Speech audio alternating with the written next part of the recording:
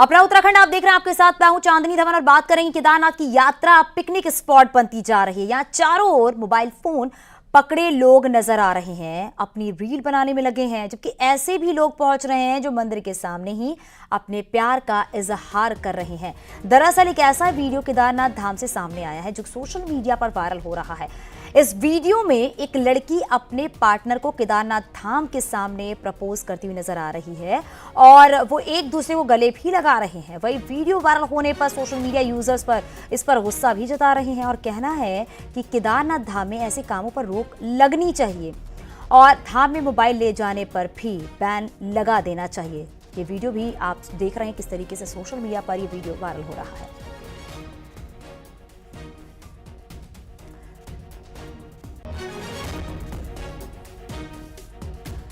अनुपम त्रिवेदी जी हमारे साथ जुड़ गए हैं। अनुपम जी, क्योंकि जिस तरीके से एक वीडियो सोशल मीडिया पर वायरल हुआ है, एक लड़की किस तरीके से प्रपोज करती है, हालांकि इस वीडियो के सामने आने के बाद लोग काफी आक्रोश में हैं, लोग अपना गुस्सा जता रहे हैं और मोबाइल बैन करने की बात कर रहे हैं। अनुपम जी देखिए, बिल्कुल सही है कि तो 11 ज्योतिर्लिंगों में से एक है केदारनाथ, तो इसका महत्व बहुत है। उत्तराखंड की हिमालयाज में बसा हुआ है। सनातन में इसका बहुत महत्व है। लोग इस बात पे रोज जता रहे हैं कि भाई ये जिस तरीके से पिछले कुछ समय में सोशल मीडिया में लाइक्स और अपने वीडियोस पे ज्यादा यूजर्स को लाने की जो होड़ मची हुई है, और जो इस तरीके से रील्स बन रही हैं तमाम सोशल मीडिया प्लेटफॉर्म्स के लिए और इस तरीके से खुले प्रपोजल्स हो रहे हैं, ये कहीं ना कहीं गलत है और सनातन धर्म के खिलाफ है। जो उसकी एक सनातन धर्म का जो आइडियोलॉजी है उससे ये बिल्कुल मेल नहीं खाता। इसलिए अब ये मांग उठने लगी है कि यहाँ पर किसी न किसी तरीके से ऐसी गतिविधियों पर रोक लगाई जाए और लोगों को समझाया बुझाया जाए कि वो इस तरीके की कोई भी ऐसा काम ना करें जिससे कि लोगों की भावनाएं आहत होती हों। लेकिन पिछले कुछ समय में कैमरे को लेके यहाँ तक कि ड्रोन कैमरे लेके भी लोग केदारनाथ आने लगे और अपने अपने वो वीडियो शूट करने लगे और इसको लेकर पुलिस ने पिछले कुछ समय में ड्रोन जब्त भी किए थे। और अब जो ताजा वीडियो आया है, एक नया विवाद और एक नई बहस ने जरूर जन्म लिया है। तो क्या इस तरीके के दिलचस्प पदों पर कहीं ना कहीं अब रोक लगाए जाने की जरूरत है ताकि लोग अपने संयम में रहें। जी, बहुत शुक्रिया अनुपम जी बातचीत करने के लिए।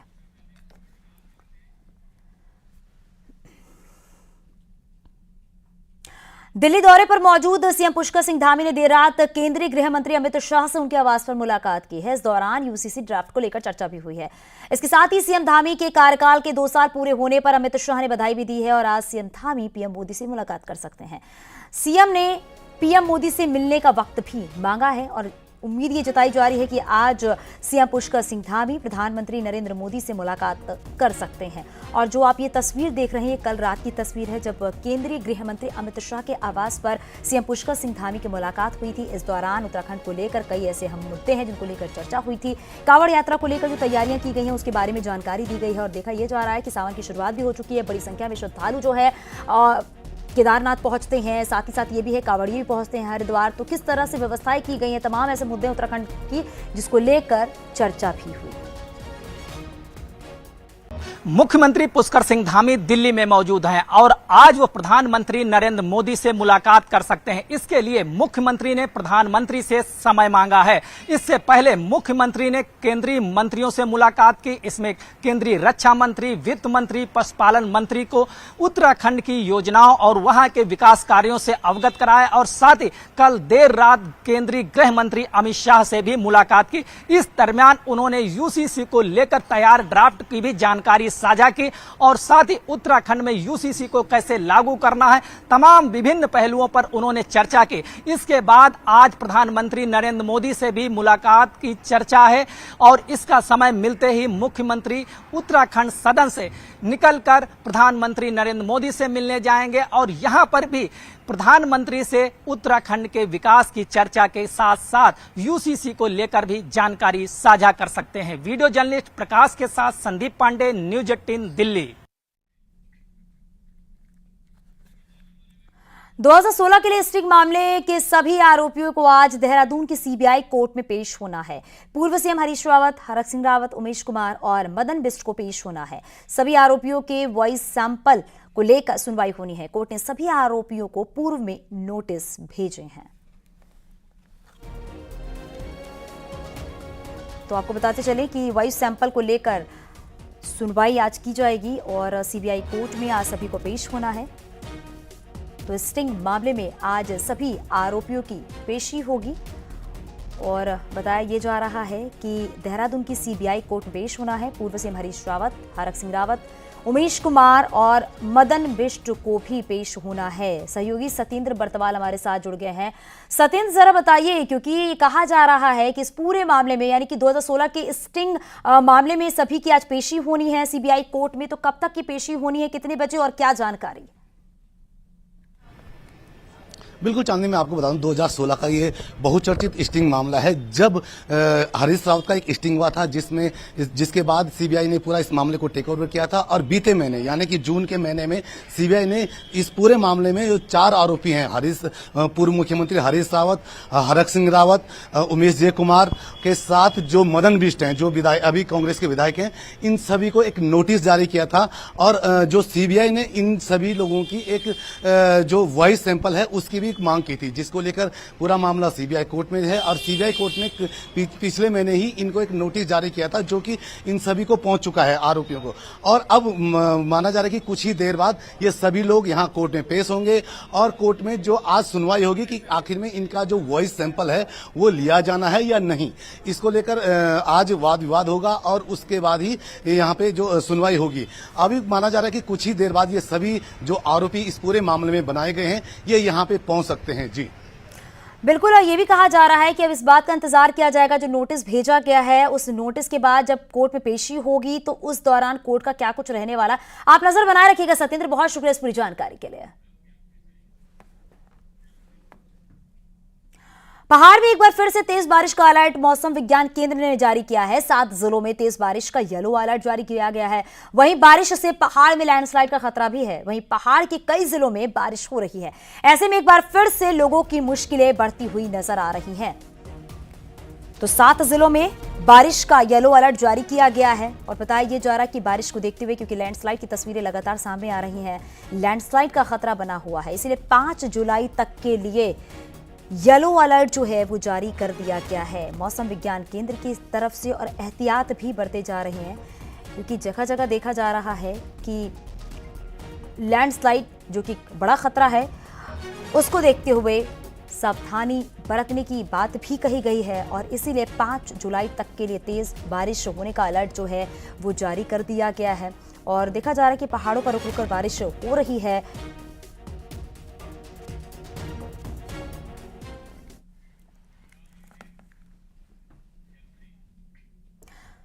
उत्तरकाशी में कई जगह पर भूधसाव का खतरा है। ओरछा बैंड के पास भूधसाव का बड़ा खतरा है। वहीं भूधसाव को रोकने और हाईवे को ठीक करने के लिए प्रशासन जुटा हुआ है। हाईवे मरम्मत के लिए 1 हफ्ते में 6 घंटे तक बंद रहेगा, जिसकी वजह से 10 जुलाई तक आवाजाही जो है वहां की वो बाधित रहेगी।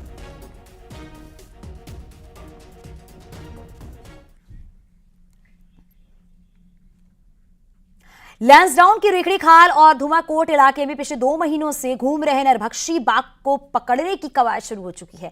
वन विभाग की टीमें फिर से डल्ला और उसके आसपास के गांवों में डेरा डाल चुकी हैं और बाघ की तलाश की जा रही है।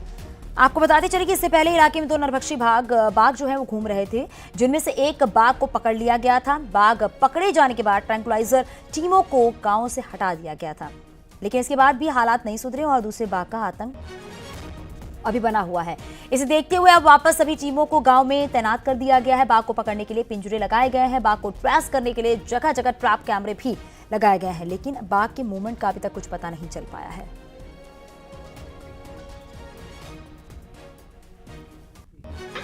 दो बाघ वहां पर देखे गए हैं। तो एक घटना के बाद फिर जो है प्रमुख वन संरक्षक वाइल्ड लाइफ से उसकी परमिशन लेके और एक बाघ को तो पकड़ लिया गया है।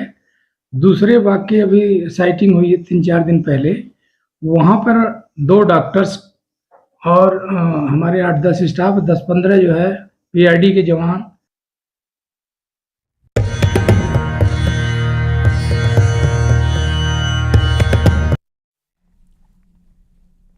आज से कावड़ मेला शुरू हो गया है और कावड़िए जो है वो कावड़ लेकर हर की पैड़ी पर पहुंच रहे हैं।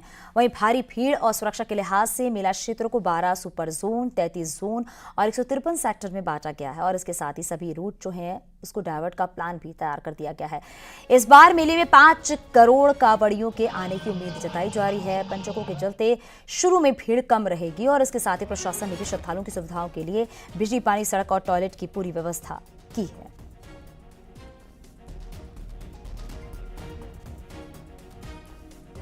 सावन का महीना शुरू होने के साथ ही हरिद्वार में विधिवत रूप से कावड़ मेले का आगाज़ हो गया है।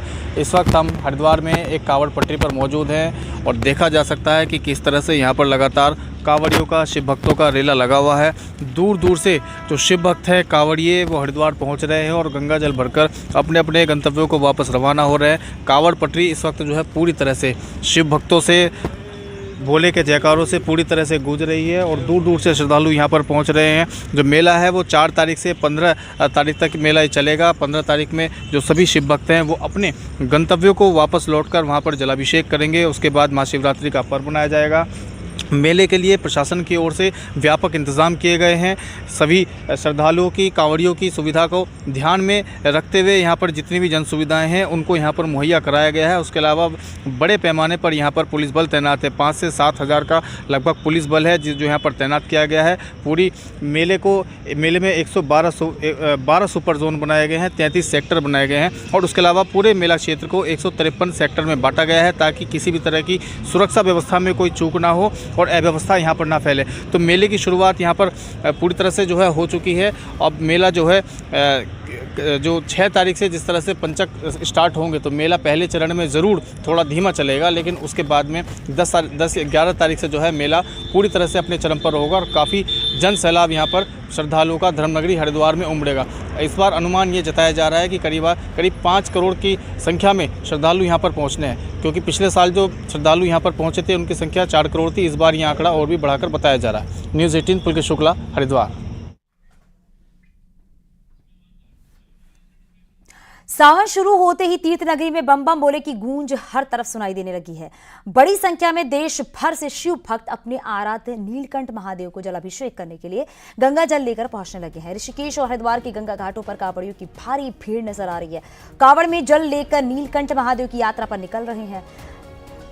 आपको बताते चले कि कल शाम से ही 60,000 शिव भक्त जो है अब तक जलाभिषेक कर चुके हैं। मर्यादा से वस्त्र पहन करके जाएं। मर्यादा सबसे बड़ी चीज़ है। तो आस्था व्यक्त करने के लिए हमें अपने आप में एक सभ्य तरीके से, सभ्य आचरण से अपने गुरु के पास, अपने भगवान के पास जाना चाहिए। हरिद्वार में कांवड़ मेले की शुरुआत हो गई, लेकिन इस मेले के दौरान हरिद्वार में नशे का काला कारोबार भी बड़े पैमाने पर शुरू हो जाता है। ये रिपोर्ट देखिए।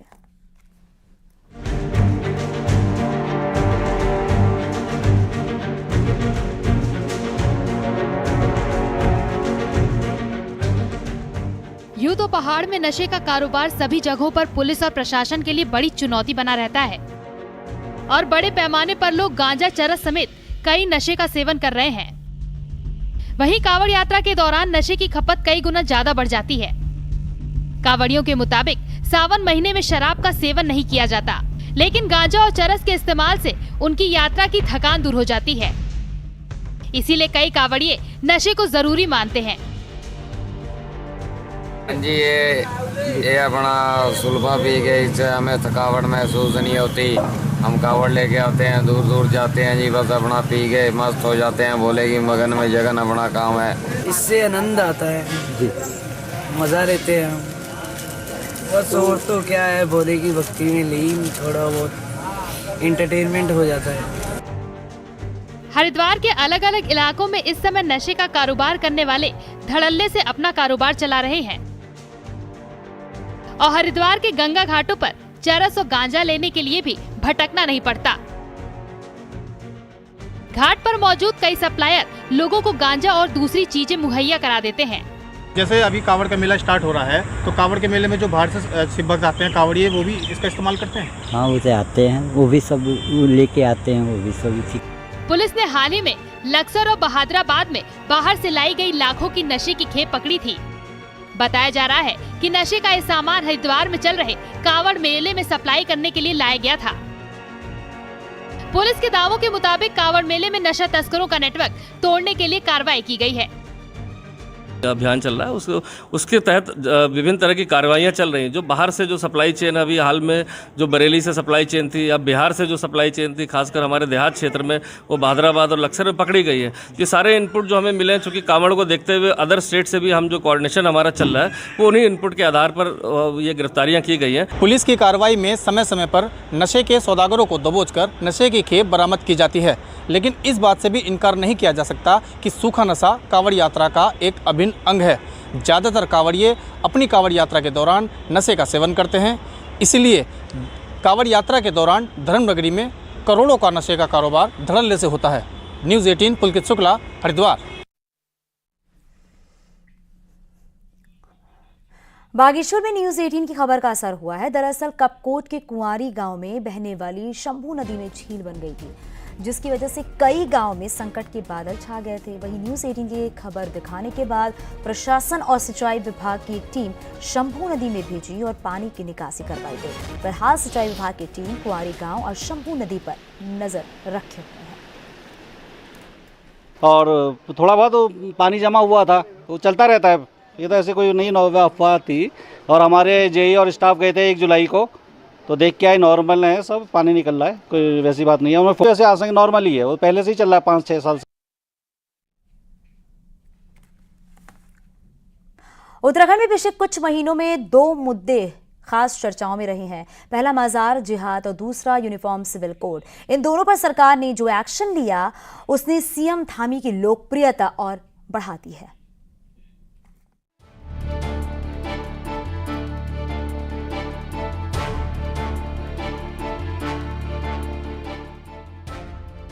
एक देश एक विधान एक निशान के जनसंघ के जमाने से बीजेपी का कोर एजेंडा रहा है और इसी में शामिल रहा है uniform civil code. Hardcore Hindutva वाली बीजेपी के एजेंडे में सालों से डंप पड़े यूनिफॉर्म सिविल कोड के मुद्दे को सीएम धामी ने सरकार बनने के पहले ही दिन से पूरी ताकत से आगे बढ़ाया। लैंड जिहाद से लेकर लव जिहाद पर जो सख्त रुख दिखाया, उसने सीएम धामी को सिविल सोसाइटी से लेकर सोशल प्लेटफॉर्म तक हीरो बना दिया है। सोशल साइट फेसबुक पर धामी के अपने समकक्ष दूसरे मुख्यमंत्रियों में सबसे अधिक 76 लाख फॉलोअर्स पहुंच गए हैं। और मैं शुभकामनाएं देना चाहूंगा, मुख्यमंत्री को पुनः देना चाहूंगा कि इस तरह के जो निष्कर्ष निकले हैं, इस तरह के जो कार्य किए हैं उन्होंने, और जो कहा था सो किया है। यानी कि इलेक्शन से पहले जो उन्होंने कहा था कि मैं इस तरह से करूंगा, सामाजिक सम्मान की तरह से हमारा देश चलेगा और हमारा प्रदेश चलेगा, इसी के तहत उन्होंने जिस तरह से इस फैसले का डिसीजन लिया है वो बहुत सराहनीय है। तक सीएम साहब की उनकी पॉपुलरिटी की बात है, तो आई थिंक ऑब्वियसली उन्होंने एक कदम उस समय उठाया। एक जैसे नॉर्मली उस समय कंट्री में अभी उस समय इतनी बात नहीं चल रही थी, उन्होंने जैसे उन्होंने वो थी, उन्होंने कहा कि यूनिफॉर्म सिविल कोड लागू करेंगे, तो ऑब्वियसली उन्होंने उस चीज़ में एक बढ़त ली उन्होंने, तो उसका फायदा ही मिलेगा उनको। इसके पीछे सीएम धामी की सोशल मीडिया में सक्रियता भी एक बड़ा कारण है। पिछले कुछ समय से धामी सोशल मीडिया को जनता से संवाद के टूल्स के तौर पर प्रमुखता से प्रयोग कर रहे हैं। फिर चाहे वो सरकार के हर फैसले को सोशल मीडिया के जरिए आम जनता तक पहुंचाने की बात हो या फिर वीडियो फुटेज के माध्यम से पर्यटक स्थलों से लेकर धार्मिक स्थलों को एक्सप्लोर करने की। न्यूज़ 18 के लिए देहरादून से सुनील प्रभात की रिपोर्ट।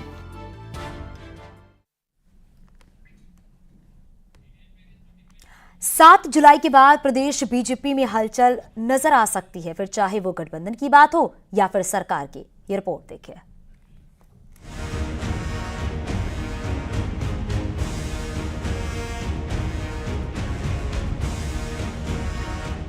लोकसभा चुनाव को लेकर बीजेपी पूरी तरह से एक्टिव मोड में है।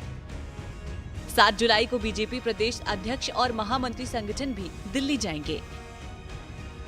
दिल्ली में केंद्रीय नेतृत्व के साथ मीटिंग होनी है। इस मीटिंग में पार्टी नेताओं को आगे के कार्यक्रम थमा दिए जाएंगे, तो लोकसभा चुनाव के मद्देनजर होने वाले संगठनिक बदलाव की रूपरेखा भी तय की जाएगी। अभी हम भी समाचार पत्रों से पढ़ रहे हैं कि अनेकों कार्यकर्ताओं को में दायित्व परिवर्तन है, फला है, सारे विषय आएंगे, लेकिन जब सामने आएंगे सबके सम्मुख होंगे। माना जा रहा है कि लोकसभा चुनाव के मद्देनजर होने वाले इस बदलाव में प्रदेश बीजेपी के कुछ सीनियर नेताओं को केंद्रीय संगठन में जिम्मेदारी सौंपी जा सकती है। प्रदेश प्रभारी दुष्यंत गौतम को भी बदले जाने की चर्चा जोरों पर है। इस तरीके का अभी जो फीडबैक आए हैं, समाचार आए हैं कि संगठन को और सशक्त और मजबूत करने के लिए बैठकें हो रही हैं, तो निश्चित रूप से जो केंद्रीय नेतृत्व का मार्गदर्शन प्राप्त होगा उसे प्रदेश की जो यूनिट है उसका अनुपालन करेगी। सूत्रों की माने तो उत्तराखंड में संभावित परिवर्तनों को लेकर दिल्ली दौरे में केंद्रीय नेतृत्व सीएम धामी से भी चर्चा कर चुका है, जिसमें सरकार के दायित्वों का बंटवारा और कैबिनेट एक्सपेंशन भी शामिल है। न्यूज़ 18 के लिए देहरादून से सुनील नवप्रभात की रिपोर्ट। जोशीमठ के दूरस्थ गांव थैंक में आजादी के बाद पहली बार सड़क पहुंची है। गांव में बस पहुंचने के बाद गांव के लोगों ने खुशी मनाई है। लोगों का कहना है कि आज उनका सपना साकार हुआ है। ग्रामीण कई सालों से सड़क की मांग कर रहे थे और अब जाकर उनका ये सपना पूरा हुआ है। बीजेपी प्रदेश अध्यक्ष महेंद्र भट्ट ने अपने विधायक रहते हुए इस सड़क को बनाने में महत्वपूर्ण भूमिका निभाई है। बस के गांव तक पहुंचने के बाद गांव वालों ने जमकर खुशी मनाई और बस यहाँ पे आ गई है, तो अब ये उम्मीद है कि यहाँ पे जो भी कमी होगी उसको पूरा करके और यहाँ पे लगातार दिल्ली दौरे पर मौजूद सीएम पुष्कर सिंह धामी आज पीएम मोदी से मिलने का वक्त मांगा है। पीएम से मिलने के लिए सीएम धामी उत्तराखंड सदन से निकल गए हैं। सीएम धामी पीएम मोदी से मुलाकात करेंगे। तो आपको बताते चले, सीएम पुष्कर सिंह धामी दिल्ली के दौरे पर हैं। कल रात में केंद्रीय गृह मंत्री अमित शाह से मुलाकात हुई थी और अब बताया जा रहा है कि आज प्रधानमंत्री नरेंद्र मोदी से भी मुलाकात करेंगे सीएम पुष्कर सिंह धामी। तो उत्तराखंड सदन से बाहर निकले हैं और अब मुलाकात होनी है प्रधानमंत्री नरेंद्र मोदी से।